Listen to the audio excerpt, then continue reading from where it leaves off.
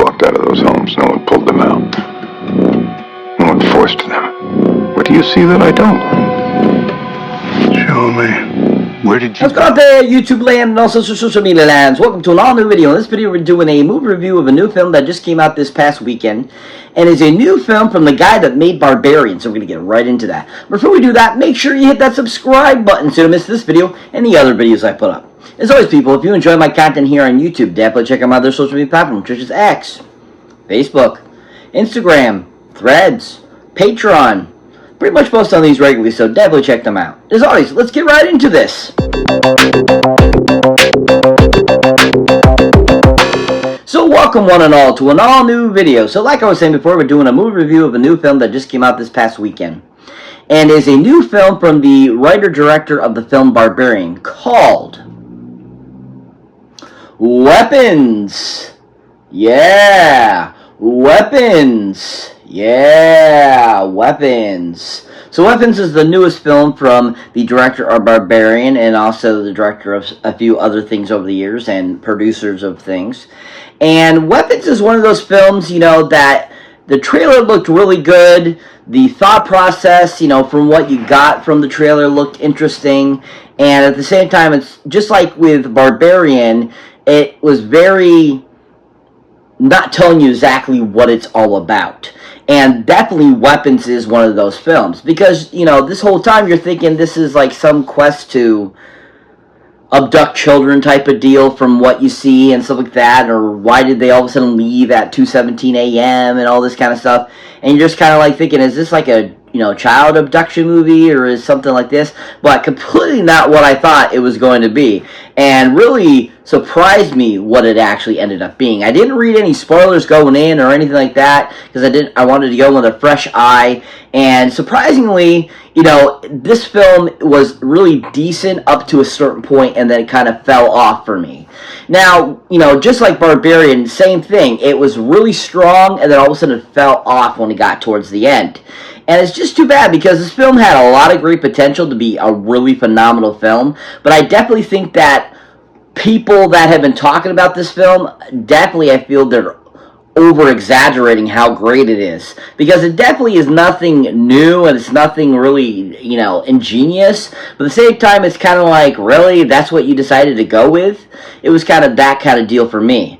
But overall, you know, like I said, I think it's a very strong movie up to the very end. And has really great performances by many people in the film. But overall, I just was really shocked at how crappy the ending was for this film. But like I said, the first third of the film is really great and really enjoyable. Gets you thinking, gets you wanting to know what's going on. And each person's story is just well crafted and gives you an idea of what could be. And I really enjoyed that. And I was really kind of enthralled through the majority of the film until we finally got to kind of the final basis of what is going on. And it just kind of fell over for me. And just, I was like really shocked at, I was like, this is stupid type of deal. It kind of shocked. And I was like, really? This is what you went with? I'm like, huh.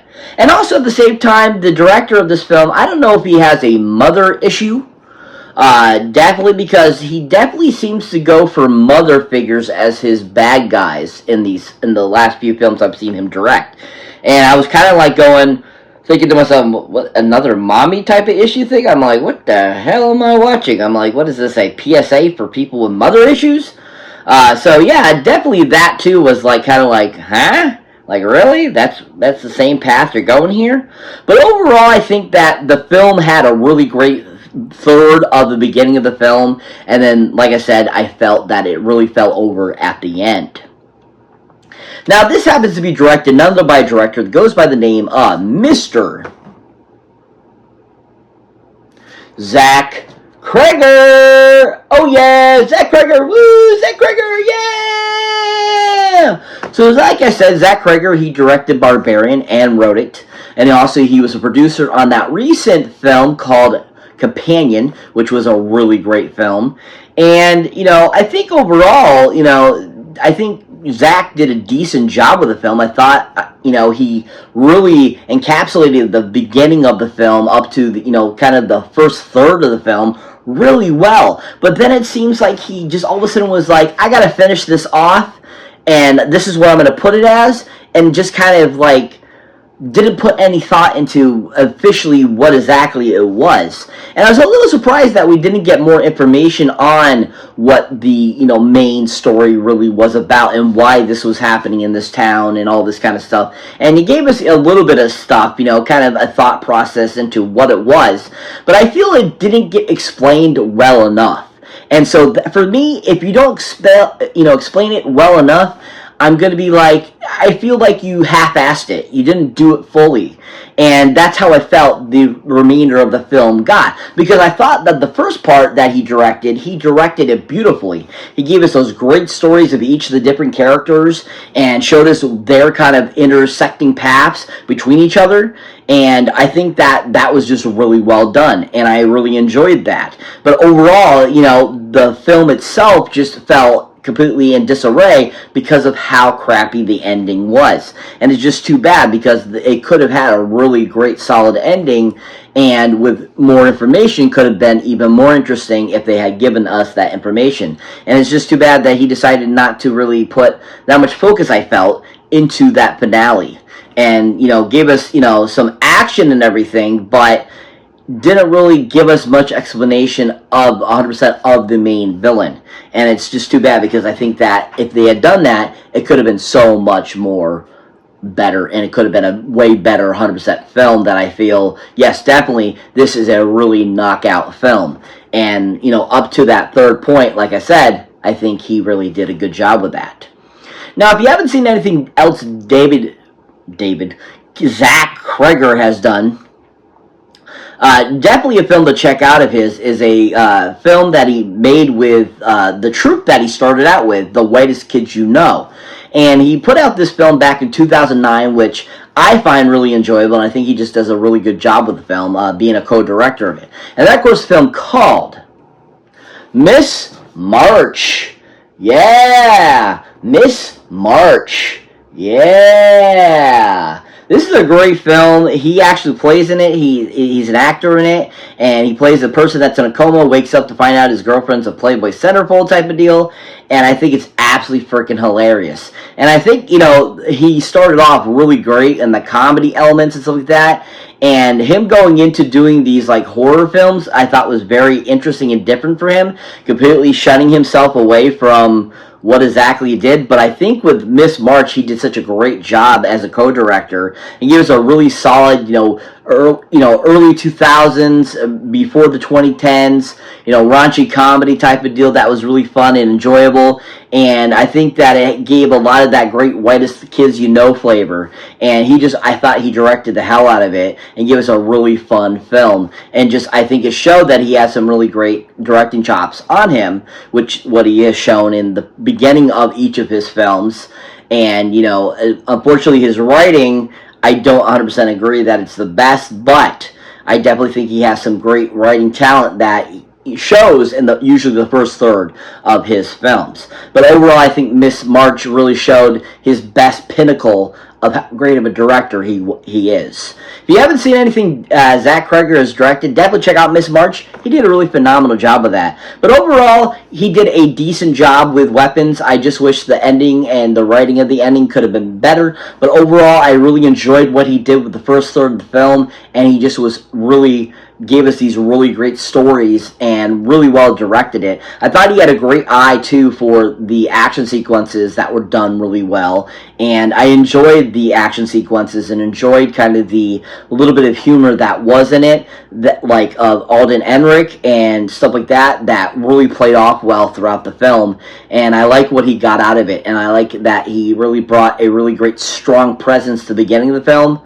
But, like I said, unfortunately, he failed, I felt, with the end. If you haven't seen anything Zach Cregger has directed, go check out Weapons in theaters. See for yourself. What do you think? Did he do a good job? So like I said before, this movie has a really great cast, a lot of great actors and actresses that were in it, that all played their characters very well. I didn't think any of them did a horrible job, and I think a lot of them are just really fantastic actors and actresses that in their own right are just really talented and really enjoyable. And I feel that a lot of them have done a lot of great stuff over the years, and there's just been so many great things with these that they have done And I feel a lot of that talent that they've had really was brought into their performances in this film. Now, a couple honorable mentions I'd like to talk about, of course, is Julie Gardner in the film, who you might recognize from a few things over the last couple years. She just recently was in, of course, Fantastic Four First Steps as the female Silver Surfer, Shala Ball. And of course, you know, she has been in a few things, like I said, where she's become a big name, and she was just recently in the Wolfman film that just came out at the beginning of this year as well. And, you know, I think out of all the characters, she was my least favorite of the characters. And it's too bad because I think that she can have some decent talent if she really wanted to, but I feel she's very overrated, and I felt she was very overrated in this film, and I didn't care too much for how she portrayed her character and what she brought to it and kind of how she did it and what she brought into kind of how the character evolves throughout the film. And at the same time, it's kind of like she gets kind of pummeled a lot throughout this film, and I feel that even when she's getting published up, I felt it was very overacted, and it just didn't seem like high quality acting for me. And I just thought that, you know, definitely an honorable mention, at least to mention that she did, you know, an okay job, but it wasn't anything that great. And then, of course, I have to talk about the great villain of the film, Miss Amy Magden, who I have been in love with for years. Absolutely love her. I think she's fantastic. She's been married to Ed Harris since 1983. And is a fantastic actress. She's been in so many great things over the years. I was really shocked to see that it was her that was playing the bad guy in this, and I thought it was hilarious just because the whole makeup and effects and stuff they put on her, she looked so different.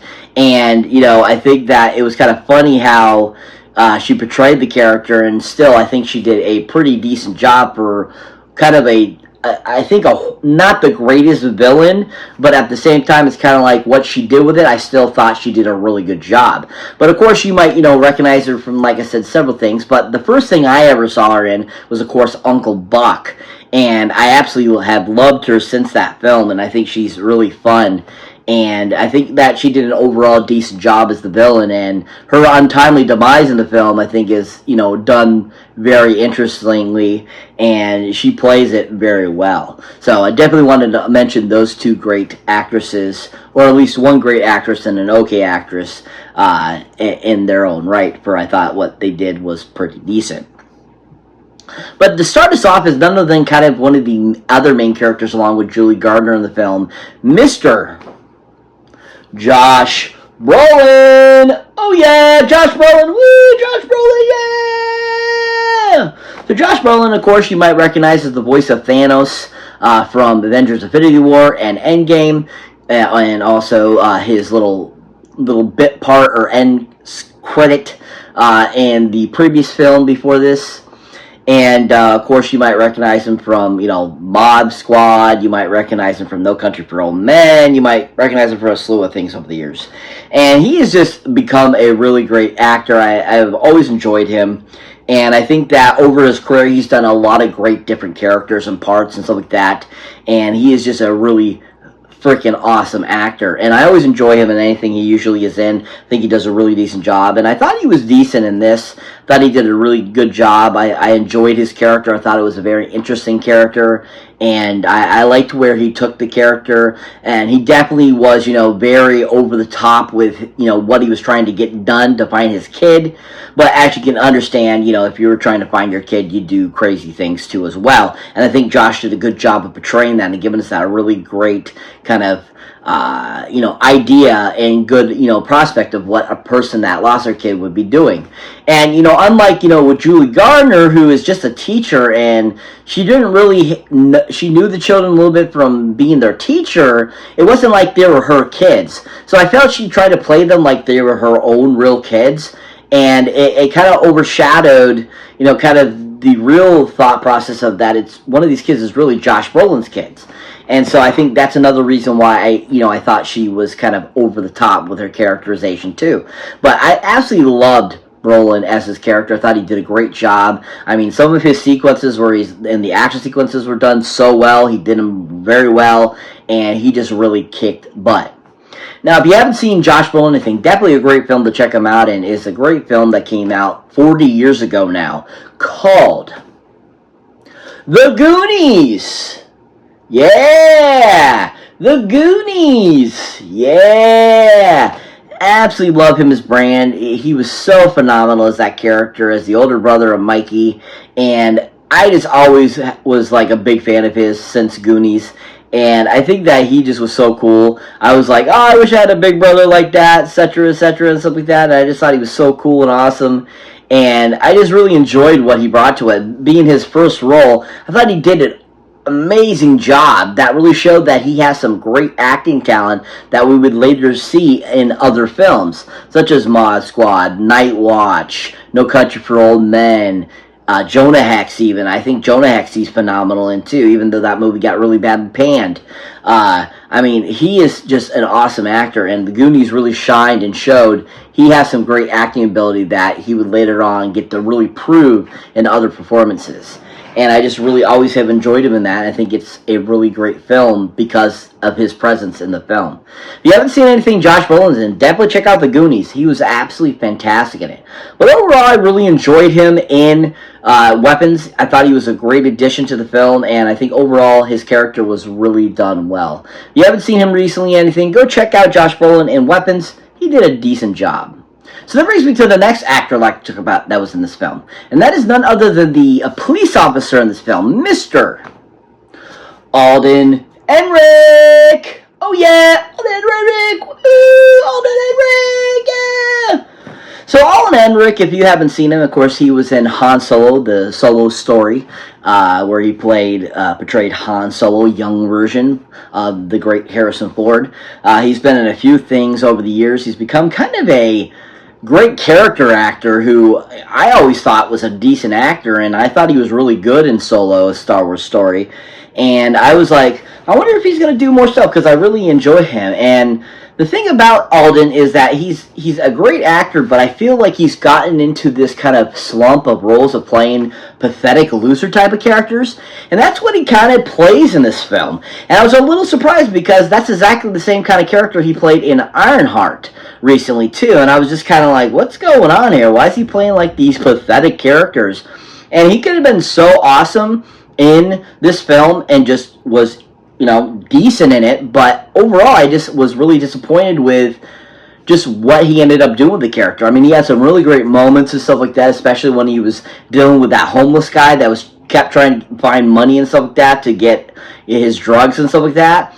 But overall, I think that Alden had a really bad time in the film, and he really got fucked over throughout this whole entire film. And it's too bad because he's such a great actor, such a great character actor, and I felt like they just made him kind of into this like pathetic loser type of character, which was too bad. But overall, I still enjoyed his performance in the film. I thought he still had some really great moments in the film, and I still think he got to shine in some moments, especially when he's like under the trance and stuff like that from The Witch and everything. And I think that we have a great kind of concept of just kind of where that character was leading to, and I think Alden still did a good job of giving us at least that, even though the character ended up kind of being like a loser character. And it's just too bad because, like I said, I think that the character could have been a lot more than what it was, and could have been a better success in the film if he wasn't considered such like the character kind of story arc and kind of how they had the character play out being kind of a loserish kind of character. And I was just kind of like, wow, really? I'm like, why? I mean, this character definitely could have been just some random guy that, you know, Julie Gardner's character wanted to bang, you know, that she knew from previously, you know, and I think that would have been, you know, okay and fine if he just was a, you know, dude. And I don't think they played him out like that, but it's too bad because I think Alden got kind of the short end of the stick there and could have done so much more with the character. But overall, still, I think he did a decent job with it, with what he was given in the script, but I just think he could have done so much more. Now, if you haven't seen Alden Ehrenreich in anything, definitely a great film to check him out in. It's a great film that came out a couple years ago that I absolutely love, and I think he's fantastic in it. And that, of course, is a film called Cocaine Bear.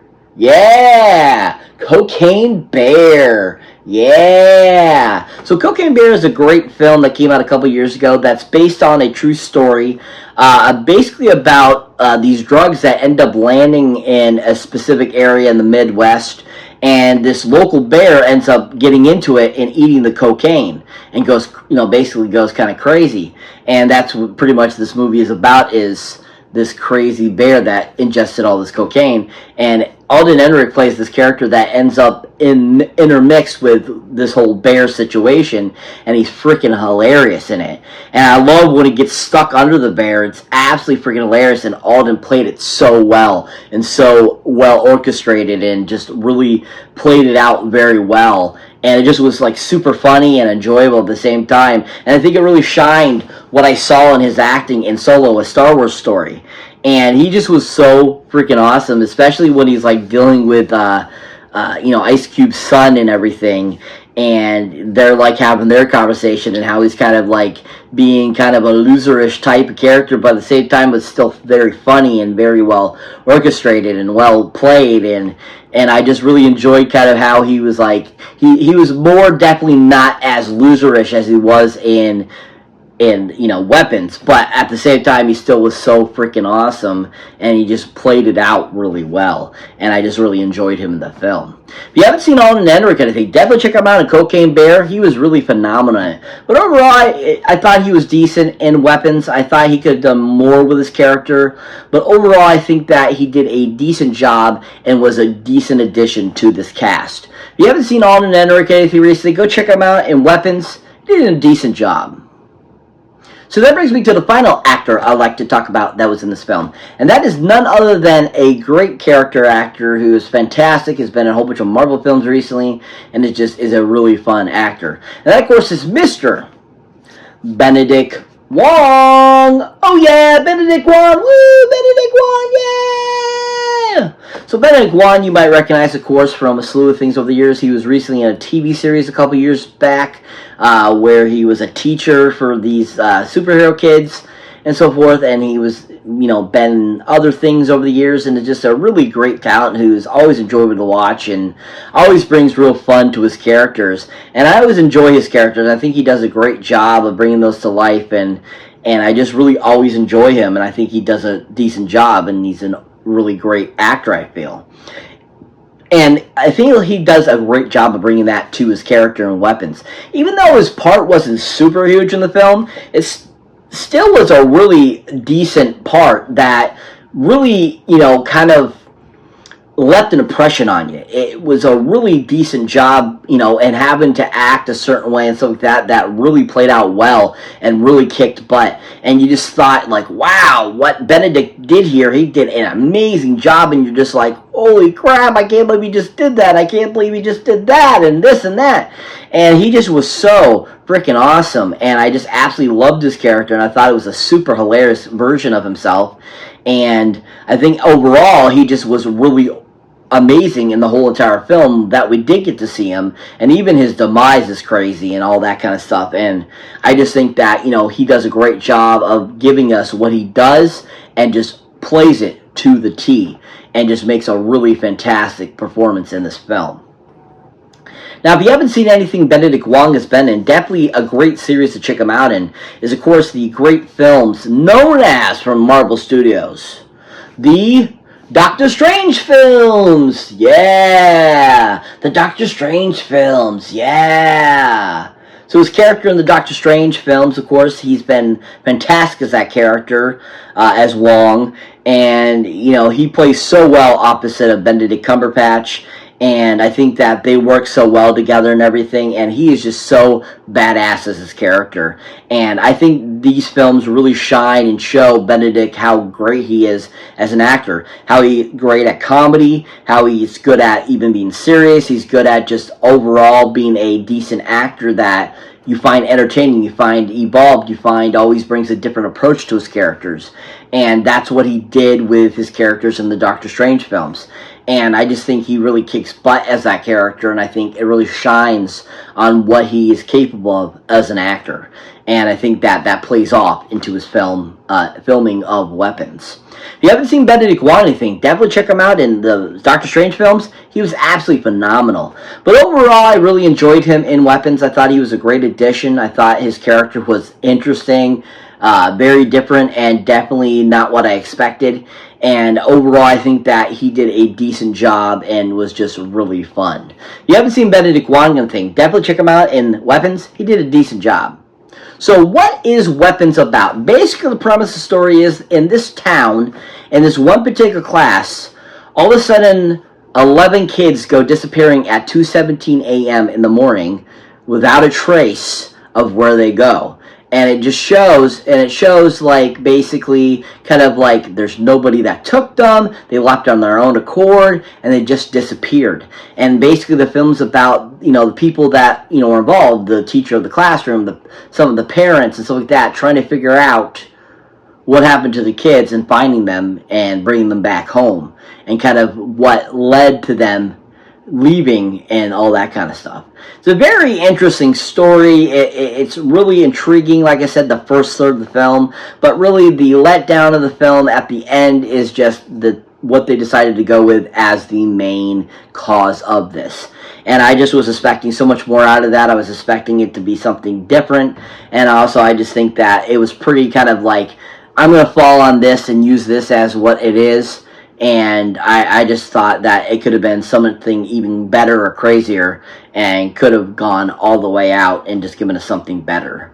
But overall, an okay movie. I give this film out of 10 Golden Movie Boxes Up. I give it a 5 out of 10 Golden Movie Boxes Up.